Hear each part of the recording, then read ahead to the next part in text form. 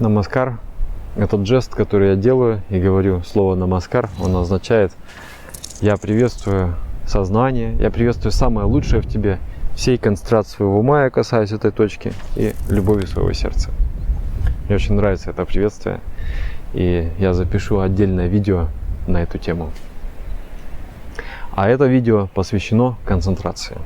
Концентрация – это вот святая святых медитации, святая святых жизни. Философский камень. Все, до чего он дотрагивается, превращается в золото. Если у тебя есть концентрация, у тебя есть все. У тебя есть успех, у тебя из ничего ты можешь сделать все. Если у тебя нет концентрации, по сути ничего нет. И я хочу объяснить технику медитации вот с этой точки зрения, с точки зрения развития концентрации, этой способности. А также я хочу преподнести медитацию в таком свете, чтобы она превратилась в постоянный интересный процесс. Интересный процесс достижения и развития. То есть ты понимаешь, что я вот на шаг дальше зашел, еще на шаг дальше, еще на шаг дальше. И когда есть вот это ощущение развития, когда ты в точности понимаешь, что внутри тебя происходит и что ты делаешь, есть вдохновение на медитацию. Постоянно интересно ее делать. Ну вот у меня уже больше чем 20 лет, это вдохновение никуда не пропадает. Потому что есть правильное отношение к медитации. У нас же как? Люди хотят изучить медитацию. И у них есть какие-то вот представления. Кому-то врач сказал: иди занимайся медитацией. У тебя нервишки расшатались. Тебе нужно что-то такое, что будет успокаивать твой стресс. Человек думает: сейчас вот сяду, закрою глаза, будет идеальная тишина. Другой, помоложе, думает: я хочу увидеть божественные миры. И вот он думает: я сейчас закрою глаза, увижу радуги, там, единорогов и астральный мир там, и так далее. Вот такая вот идея. Ну а закрываю глаза, начинаю медитировать, делаю технику, и ничего подобного не происходит. Сижу, ум отвлекается, куча мыслей. И человек делает два вывода. Первый вывод: медитация не работает, это ваша техника, она не работает. Поищу что-нибудь получше. И он начинает перебирать и перебирать и перебирать. И нету никакого успеха в результате. Это как, знаете, человек решил научиться играть на фортепиано или на пианино. И он попробовал, как-то пальцы не разработаны, не гнутся, слуха нет, техники нет.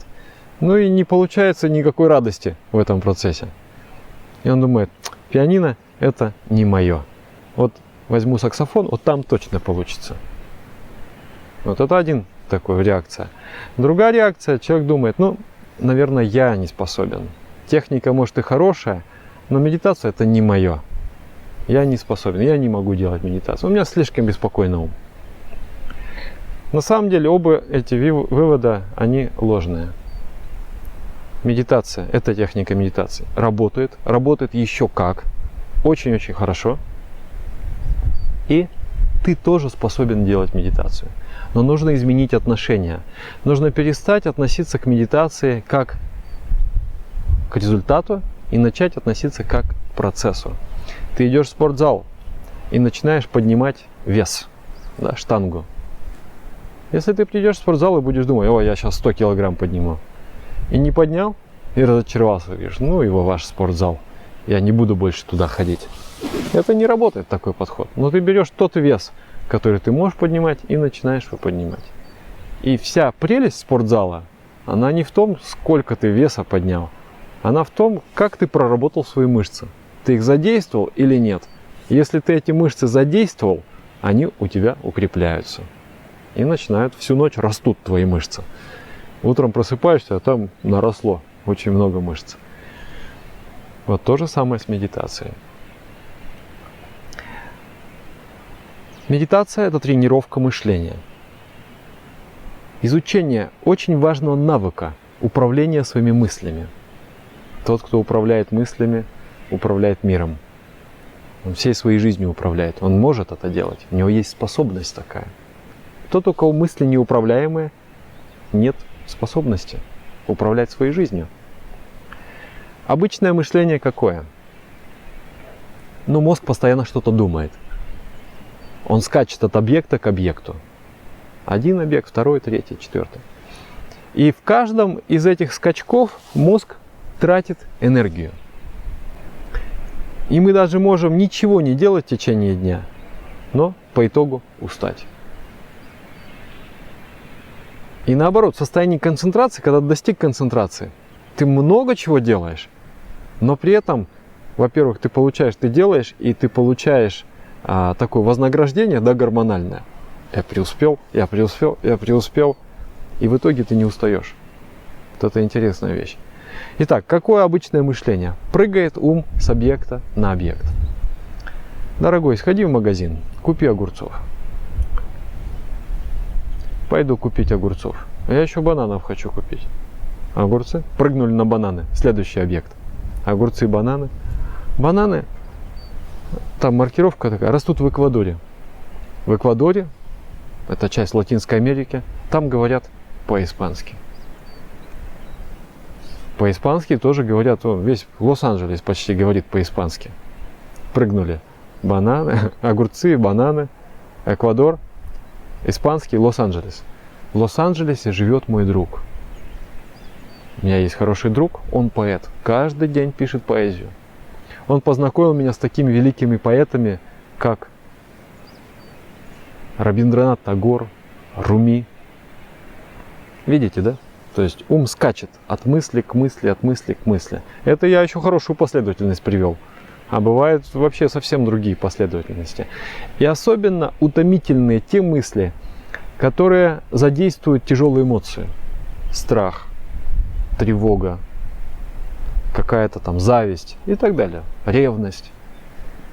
И вот ум скачет, эмоции производятся, мысли производятся, гормоны выделяются, тратится энергия, тратится и тратится и тратится и тратится. Йоги называют ум бешеной обезьяной, которая напилась вина, ее покусали скорпионы. И вот эта бешеная обезьяна веселится за наш счет. У нее вечеринка. Но энергию я теряю. Ум должен стать инструментом, он не должен быть хозяином. То есть вот эти мысли не должны владеть нами, мы должны владеть мыслями. Правильно же? Что происходит в медитации? Не надо ожидать, что сейчас вот я сяду, все, идеальный контроль, идеальный поток. Но это просто невозможно, потому что у тебя один мозг на все случаи жизни. И для медитации, и для повседневной жизни. И если всю твою жизнь мозг был отпущен на волю, что хочу, то и делаю, какие мысли хочу, такие и думаю, то очень наивно будет ожидать, что я сейчас вот сяду, и мозг будет полностью идеально слушаться меня. Ум будет меня слушаться. Этого не произойдет. Но существует очень большое отличие мышления в медитации от обычного мышления. Происходит, в общем-то, все то же самое, но с одним нюансом. Огурцы, бананы, Эквадор, испанский язык, Лос-Анджелес, мой друг поэт, Тагор, Руми. И вот я ушел, и тут я вдруг спохватился. Я же медитирую. И ты возвращаешь обратно себя к объекту медитации. Вот это особенность. И ты все время, ты уходишь куда-то, и потом обратно возвращаешь себя к центру. Уходишь и возвращаешь. Уходишь и возвращаешь. Если это нарисовать графически, это выглядит как ромашка. То есть твой ум рисует ромашку, рисует вот эти лепестки ромашки. Когда я отвлекся, чтобы мне вернуться к объекту медитации, две вещи нужно. Первое – это осознанность, это особая способность. Это способность осознавать, что я думаю в настоящий момент. Если ты осознаешь, что происходит в твоем уме, ты способен это изменить. Если ты не осознаешь, ты не способен этого изменить. И если ты стараешься осознавать, как и другие способности, которые ты используешь, она будет увеличиваться.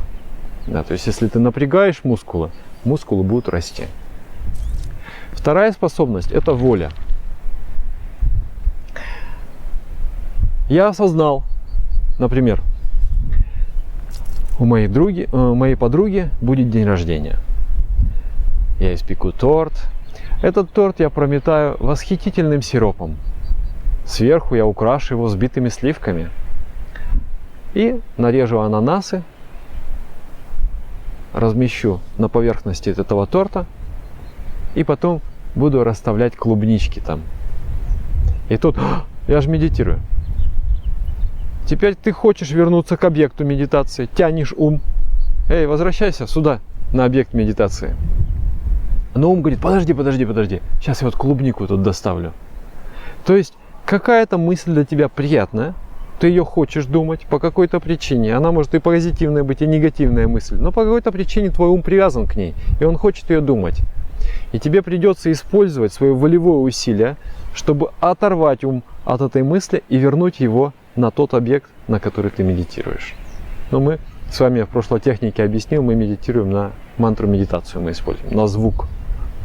И вот ум убегает, тут ты осознаешь себя и возвращаешься. Используешь силу воли. Поэтому две способности растут. Осознанность и сила воли. Поначалу ум это как кораблик в штормящем море. Маленький кораблик движется, и за штурвалом стоит подвыпивший штурвальный. И он ведет корабль, он опытный очень. Он знает, курс прокладывает, но пьяненький. И он постоянно засыпает. В какой-то момент он засыпает, и корабль начинает нести по другому курсу. То есть те волны, которые есть там в океане, то есть те тенденции и привычки в уме, которые есть, они захватывают тебя и несут туда, куда им вздумается. Ты сбиваешься с курса. Это происходит постоянно, это происходит не только в медитации. Когда ты готовишься к экзаменам, когда ты изучаешь что-то, когда ты читаешь книгу, когда ты реализуешь какой-то проект, всегда это получается. То есть тебе нужно вот это делать, а ты там уже читаешь ленту в соцсетях. Тебе нужно вот это делать, а ты уже думаешь, как ты будешь делать тортик и так далее. Понимаете, да? Вот это происходит. Теперь вот этого штурвального нужно протрезвить.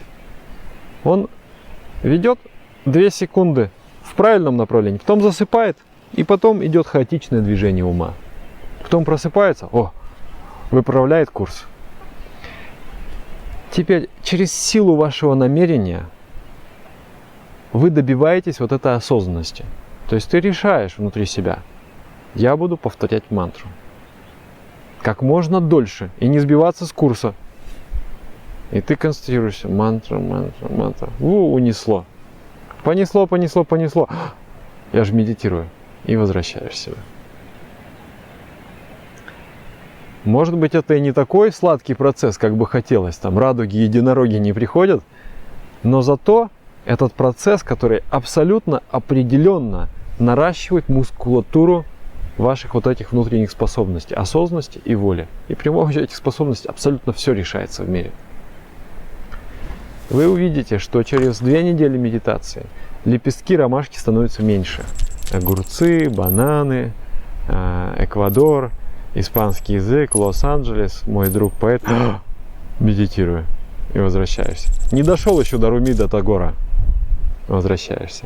И вот вместо вот таких вот лепестков получаются вот такие лепестки. Потом еще месяца 3 помедитировал. Они еще короче. И вот ты в итоге приходишь к почти что центральному состоянию. Почти не мечется твой ум. Он чуть-чуть бегает, но ты его вовремя ловишь. Очень мощное ресурсное состояние. Когда вы его переживете, 100% уже вы никогда от медитации не откажетесь. Потому что, а зачем? Зачем мне быть в неэффективном состоянии, если я могу быть эффективным? У концентрации есть масса полезных эффектов. Первый эффект, вот когда ты вот это делаешь постоянно, то есть тренируешь свой разум, появляется целеустремленность. Вот у меня есть цель, и вот то, что меня отвлекает. И я иду к цели. И вот мозг научился удерживать себя на цели. И вы заметите, что вот если утром ты хорошо помедитировал, ввел себя в это состояние концентрации, то в течение дня ты просто отбрасываешь побочные вещи и идешь к цели. Вот это вот эффективность. Это одна вещь. Вторая вещь – это радость.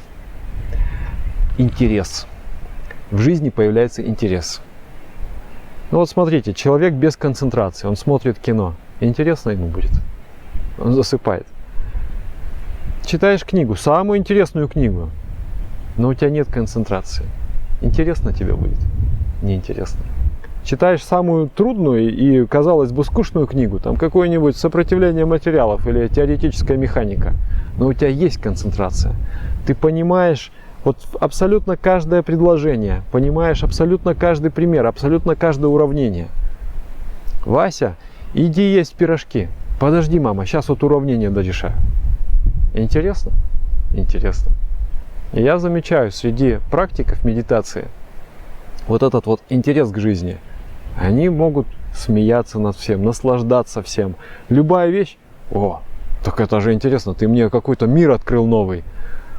Об особенностях там сельского хозяйства в рискованных областях земледелия, там где-нибудь в Забайкалье. Это очень интересно мне знать, потому что твой ум обретает способность усваивать вещи. То есть концентрация дает тебе способность понимать. И когда ты понимаешь, тебе интересно. Когда ты не понимаешь, тебе не интересно. Поэтому это еще один эффект. Способность понимать. Можешь понять любую идею, тонкую или грубую. Вообще в центре, вот когда ты приходишь в супер-супер центр, вот в точку, я вам заранее скажу, когда ты этого состояния достигаешь, мало того, что вообще интересно жить, но ты испытываешь огромную радость. То есть внутренняя сильная радость присутствует в этот момент. Опять же, энергия. Если она в течение дня все время тратится у тебя на мысли, тратится, а что-то доброе сделать, ой, я устал, у меня нет энергии. Но когда ум собран, много вещей делаешь, но энергию-то ты почти не тратишь. Потому что основная часть энергии тратится на бессмысленные вещи. 99% нашей энергии тратится на бессмысленные вещи. И осмысленных вещей, их не так много. Ты их делаешь, а энергия не тратится. Ты по-прежнему чувствуешь полным себя сил. Интуиция. Интуиция, когда вот остановка наступает, ты как бы прозреваешь. И у тебя начинает появляться вот эти вот открытия интуитивные. Для меня, вот когда я видео записываю и когда вообще выступаю, ораторское искусство, это такая вещь, она требует максимального использования мозга. То есть мозг должен войти в поток. Без потока, ну, невозможно, это неинтересно. Но когда ты в потоке, идеи просто пум-пум-пум-пум-пум появляются. Это такой интуитивный интеллектуальный поток. Тоже очень сильно зависит от концентрации. На самом деле я могу говорить на эту тему вообще очень долго, потому что сотня, наверное, есть полезных эффектов вот этой концентрации. В общем, ваше домашнее задание. Во-первых, измените свое отношение к медитации. Не ожидайте от медитации каких-то спецэффектов. Спецэффекты, конечно, есть в медитации, и они приходят. И разные чувства хорошие приходят, и легкость приходит. Это все будет, но не ожидайте, то есть вы не для этого трудитесь. Считайте, что вы пришли именно в спортзал, и именно поднимать гантели и штангу. И вот вы сидите в фокусе, и будьте удовлетворены не тем, что вы почувствовали в медитации, а тем, насколько вы приложили усилий, как вы поработали в своей практике. Если вы хорошо поработали, значит вы сделали хорошую медитацию. Даже если вы изначально сели с неблагоприятными параметрами, да, ум был очень беспокойный, и вам вообще никак не удается сконцентрироваться, но вы хорошо поработали, считайте, что медитация удовлетворительная. Вот с этим отношением, ну, никогда медитация не разочаровывает. Вот это ваше домашнее задание. Сидите, медитируйте, уменьшайте вот эти вот лепестки. Вы увидите, узреете внутри себя вот это сильное намерение. Так, концентрируюсь на мантре, концентрируюсь на значении мантры. Сорвало меня. Вспомнил. Аккуратненько возвращаю себя к центру. Опять убежал. Опять аккуратненько возвращаюсь к центру. Вот это и есть практика медитации. И вы так каждый день становитесь лучше. Каждый день. Для меня это вообще восхитительно. То есть тебе не нужны никакие особые условия, просто сел и стал лучше. Нарастил мускулы своей души, мускулы своего ума. На этом все. В следующем видео поговорим о том, как использовать положение тела максимально правильно для того, чтобы увеличить концентрацию на физическом уровне. Все, спасибо.